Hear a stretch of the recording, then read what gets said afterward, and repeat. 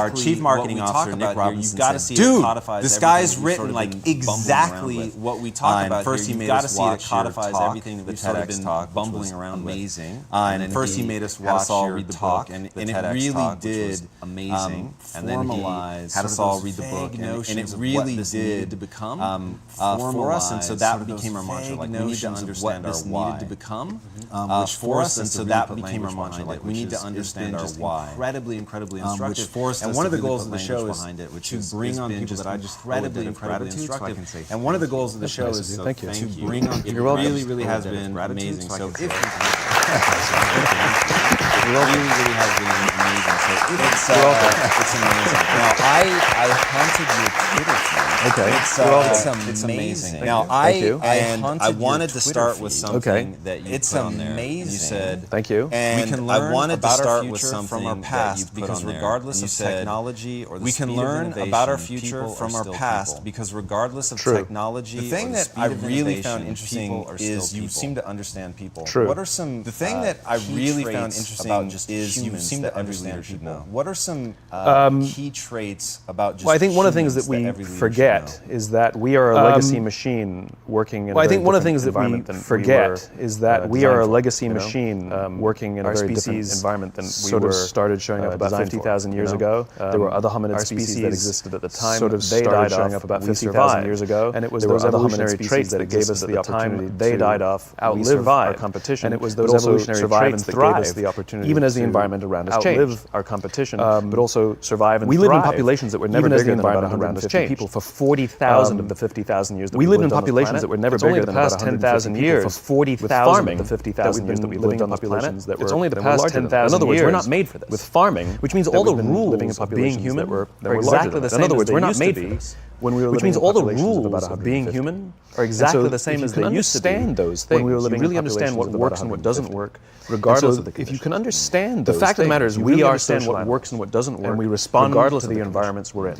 The fact of the matter is we are very survival depends on our ability to cooperate and trust always with the people. Our very survival depends on our ability to cooperate and trust. You can take a good person and put them in a bad environment. Work with. Right? And that person will do bad things. You can take a good person and put them in a bad environment. The group doesn't trust, and maybe they've even performed bad acts. You can take a person, put them in a good environment. The group doesn't trust, maybe they've even performed and become remarkable. You put them in a good environment. Society. In other words, it's not they're capable of turning their lives around and becoming remarkable. Leaders are responsible for society. In other words, it's not the person. And I think leaders forget the environment. Leaders think that they're responsible for that. There's not a leader on the planet. And I think leaders forget that is responsible for the results. Leaders think that they're responsible. A leader is responsible for the people. There's not a leader on the planet responsible for the results. That is responsible for the results. If you take care of that, a leader is responsible for the people who are responsible. Things go just fine. And if you take care of that, we're obsessed with this idea of like getting the right people on the bus, as if it's this game. We're obsessed with this idea of like getting the right people on the bus, as if it's this game that you just sort of. But we never ask which bus and who's driving the bus. Sort of mix and match, but we never ask which bus. The bus who's driving the bus. Because so I'm more obsessed with what happens to people. So when they come together in protected or unprotected what happens to people in those environments. When they come together in protected or unprotected environments, and how we respond to those why until you get to the point where you can't go back. Like you say that you recursively ask why until you get to the point when you understand that humans just by their nature and they react to their environment. All of a sudden, when you understand that humans just think. So I get it from a leadership perspective when you have rank.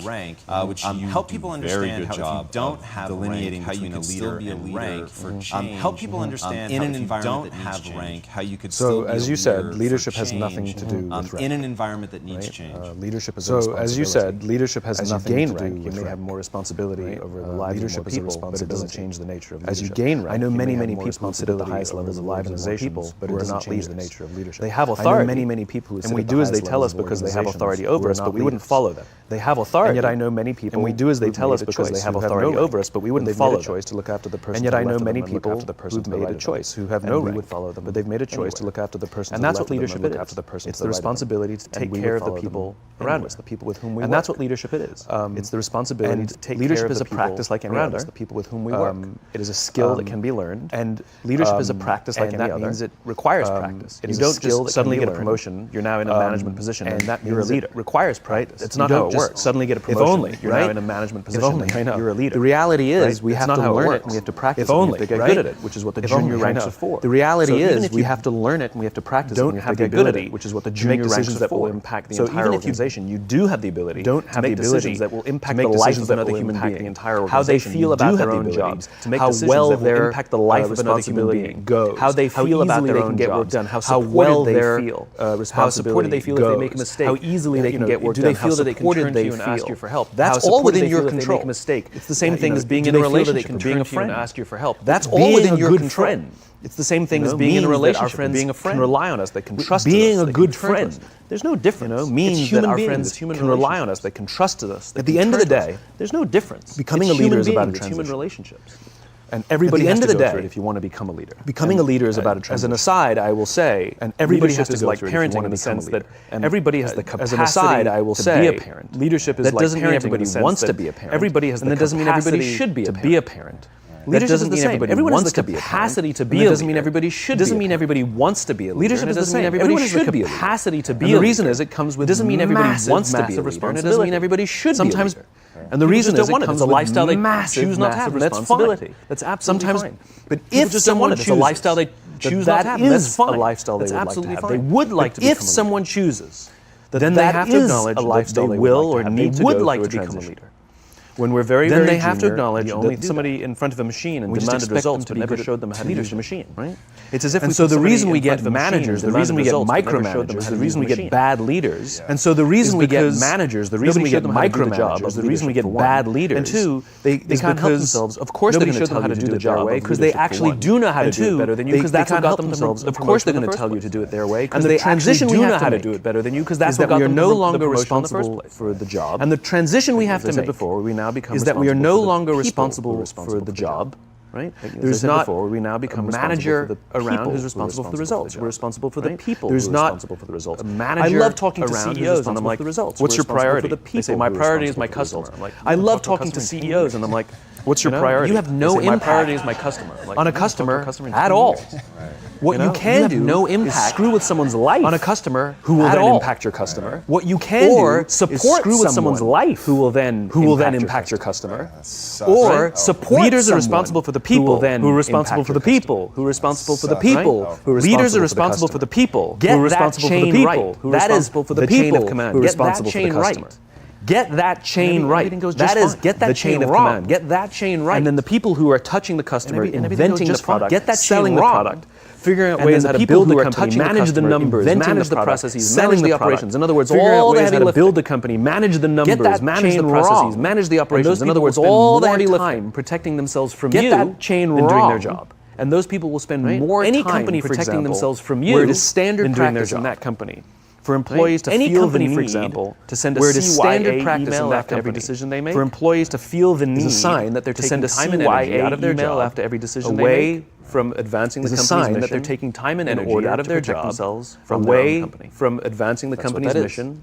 Any company where it is standard practice for people to feel the need to keep a folder of all the good things they've done in their careers just in case they need it, people to feel the need is a sign that they're taking time and energy out of their day away from doing their job in order to protect themselves from their own taking time and energy out of their day away from doing their job in order to protect themselves from their own gossip. That's what that is. All of these things are signs of self-interest. That's what politics and gossip is. Gossip. Right? In all of these well-led organizations, acting out of self-interest. That's what politics and gossip is. And very little gossip. Right? In well-led organizations, you tend to find very little politics and very little gossip at a much higher level. Competing at that level. I'll tell you one quick story. It's a true story that captures it at a much higher level so perfectly. I'll tell you one quick story. It's a true story that captures it 4 seasons in Las Vegas so perfectly. Which is a I was staying at the service there 4 seasons in Las Vegas. The reason it's such a great hotel is because of the people who work there. And the service there is And I had an experience with the reason it's such a great hotel is because of the people who work there. Noah's a barista. And I had an experience with coffee shop that a young man by the name of Noah. And Noah's a barista. And I was buying a cup of coffee. And Noah was coffee shop charming that they had just and there in the lobby and engaging. And I was buying a cup of coffee. And I think I gave 100% tip. Charming. My $5 coffee, I think I gave a $5 tip. I mean, this guy was great. I think I gave 100% tip. I loved talking to him. My $5 coffee, I think I gave a joy. I mean, this guy was great. Do you like your job? I loved talking to him. I loved my job. He was a joy. And I asked him, do you like your job? What is it that he said to me? I love my job without skipping. That you love your job so much. And I asked, what is it that the 4 seasons without skipping a beat that you love your job so much? Throughout the day, managers will walk past without skipping and ask how I'm doing. He says, throughout the day, he said, managers can be myself. And then he says to me, I also work at Caesar's Palace. And then he says there, the managers also work to make sure that we're doing everything right and catch us if we do something wrong. The managers, when I go to work at Caesar's Palace, I keep my head right just under the radar because I don't want to get in trouble. He says, when I go to work at Caesar's Palace, I keep my head just under the radar because I don't want to get in trouble. He says, I just want to get through the day. The experience that I have at the Four Seasons will be diametrically opposite person to the experience that I have at the Four Seasons Palace. Diametrically opposite, but because of the experience that I have. And the joke is, if I were to go talk to the managers, not because of Noah, over it, because of Caesar's Palace and say, you know, and the joke is, if I were to go talk to the managers, good work out of our people. Look, Caesar's Palace, no matter how hard we try and how hard we push them, they just don't good work. So we either have to replace them or push them harder. No matter how hard we try and how hard we respond to the environments we're in. So we either have to replace them or push them harder. Behavior, get the environment wrong. We respond to the environments we're in. If that is what is happening, right, you get the right behavior. Because it's so terrifyingly accurate. And astonishingly, look, I'm embarrassed that I have a career. You know, I talk about things like trust and cooperation. Why is there demand for my work? I'm embarrassed that I have a career. You know, I talk about the fact that there is, I'll take it as an opportunity. Why is there demand for my work? But what's really sort of but the fact that there is, I'll take it as an opportunity. Is that this is not a new idea. Really sort of like there are books galore and speeches galore and articles galore. A new idea about what leadership is. There are books galore and speeches galore and articles galore. So you can pick your flavor, whichever message resonates. You know, we all kind of say the same thing from a different angle. So you can pick your flavor, whichever message resonates most with you. And so I get this question a lot. People don't do it. Which is what are the what's the hang up? Most important characteristics. And so I get this question a lot, which is charisma. What are the most important characteristics about being a leader? Vision, I know some spectacular leaders who don't have big Steve Jobsian visions. They're just I know some spectacular leaders and I know who don't have big Steve Jobsian visions. Who really don't have a lot of charisma. Visionary. They kind of just and I know some spectacular leaders who really don't have a lot of charisma. The guy, right? They kind of just shuffle around. And they're spectacular. People will give blood, sweat, and the guy, right? The one. And there's thing I am comfortable saying. People will give blood, sweat, and tears. All effective leaders must have. The one thing I am comfortable saying, because it is hard. All effective leaders must have to stand up against courage. Because it is outside pressure, pushing you to do something. It is thankful for their short-term gain to do the right thing for your people. It is hard. It's sometimes it is you get fired. Sometimes you get in trouble. Sometimes you'll lose your job. Sometimes the next guy will get all the credit. You get fired. It's all true. You get in trouble. Sometimes you'll lose your job. To do the next guy will get all the credit. In the face of overwhelming. It's all true. Pressure and the courage to do the right thing in the face of overwhelming pressure. And here's the folly. Only the best leaders. Courage is not some deep internal fortitude. Only the best leaders. And here's the folly. Dig down deep and find the courage. Courage is not some deep internal fortitude. Courage is external. You don't dig down deep and find the courage. Our courage comes from the support we feel from others. Courage is external. In other words, when someone, our courage comes from the support we feel someone has your back. In other words, when someone when you feel that the day that you someone has your back, do it. Someone will be there and say, you know. That the day that you admit you can't do it, someone will be there and say, it's not going off to an ashram by yourself somewhere for 4 weeks. That's what gives you the courage to find it. It's not what happens. It's not going off to an ashram by yourself somewhere for 4 weeks who love us and care about us and believe in us. And when we have those relationships, it's the people around us who love us and care about us and believe in us. And when you have those relationships, that in turn we will inspire those in your organization to also act with courage. That in turn will inspire those in your organization to also act with courage. In other words, it's still an external. But inspiration. Those relationships inspire to follow your example. Foster. But over the course of a lifetime, those relationships will not only that we make us into foster leaders over the course of a lifetime and hope we can be. Will not only they'll often save make us into the leaders. They'll save you from depression. They'll save you from. But they'll often save your life. They'll save you. They'll save you from depression. They'll save you matter of giving up feelings about your own capabilities, your own future. Any matter of just says I love you. Negative feelings about your own capabilities, your own future.